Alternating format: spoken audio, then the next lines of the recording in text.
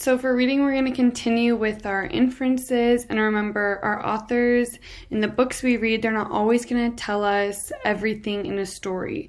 Sometimes we're going to need to take guesses or inferences about what happens and why. So to make an inference, we're going to look at what the text tells us, or sometimes there could be a picture, what the picture tells us. Then we're going to ask ourselves these questions. Why might the characters act, look, think, or feel that way? What could have caused the scene or situation described in the text? So we're just going to go over how we're going to make inferences in text today. All right, so what is making an inference? Discovering the ideas in writing that are not stated directly is called making inferences. So drawing conclusions, which we did last week.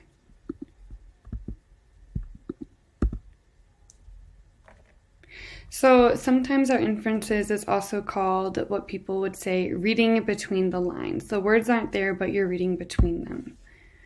So simply to refer what you are given by the author, clues, and what you already know. So what we would already know would be our background knowledge, and we would combine the two to come up with an inference. So we'd have the author's clues, so that could be in the action or the dialogue, and then what we know about the clues and our own knowledge from life would equal our inference.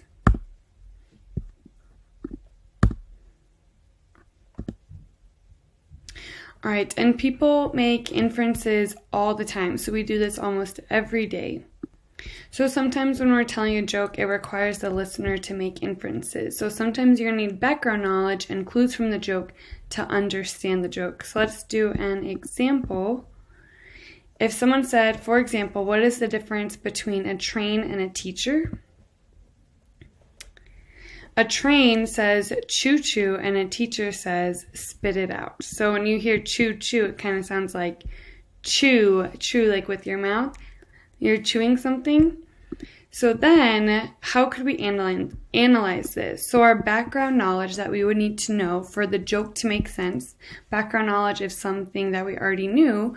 We knew that trains make the sound chew-chew, and we know that in school we're not allowed to chew gum. So that's why the teacher would say spit it out, because we're not allowed to chew gum at school. And we know chew and chew sound the same. They're spelled different, but they sound alike. So that's how we use our background knowledge to understand and to guess the answer with our inferences. Sometimes we can see it in comics as well.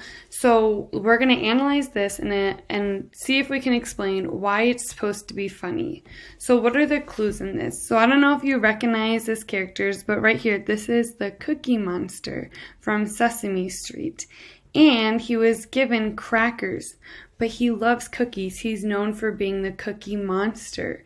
So he's saying, it's like you don't even know me, because he would want cookies, not crackers. So we have to have a little bit of background knowledge sometimes to understand jokes.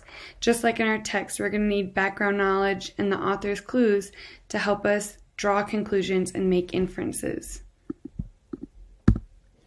So the important thing is to remember to use the clues you are given and then to add your background knowledge. So first we're going to read or look at what we're trying to draw an inference from, and then add our background knowledge to that.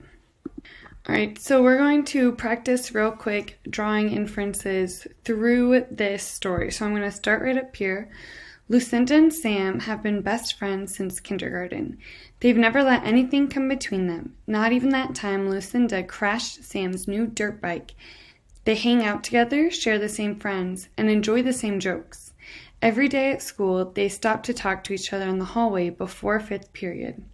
Today, Lucinda has been waiting near Sam's locker, but she hasn't seen him yet. The passing period between classes is almost over. Knowing she'll be late if she waits any longer, Lucinda heads for her science class. About halfway down the hall, she sees Sam rushing to beat the bell. Lucinda calls, "Hey Sam, how's it going?"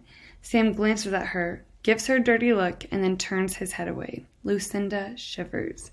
So now we are going to draw our inferences. So they didn't tell us exactly what's going on, but we're going to use the clues the author gives us and our background knowledge.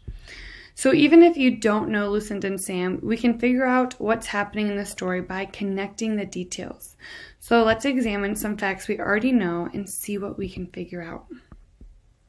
How do Lucinda and Sam usually feel about each other? Well, they've been best friends since kindergarten and nothing has come between them.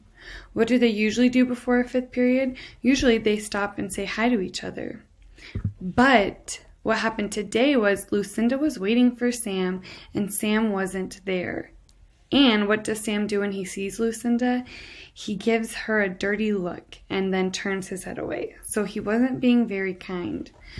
So how is Sam probably feeling when Lucinda sees him in the hallway? Right? He didn't smile. He gave a dirty look, didn't even say hi. So I would say potentially angry, not playful. Delighted would be like a happy thing, and frightened would kind of be like scared. He didn't seem scared. He seemed angry because he gave a dirty look. We could make this inference in our daily lives as well. If we saw someone come into class with a frown on their face, threw their books down, and quickly sat in their desk and put their head down, we could make the assumption, the inference, that they're angry. And they didn't have to tell us. We used our background knowledge and the clues that were given to be able to find that answer. So for our homework today, it's going to be on Excel where we're reading something and then based on that, we're making our inferences. So make sure to look at the characters' dialogue and their actions and use your background knowledge and the author's clues to make your inference. All right, thank you and have a great day.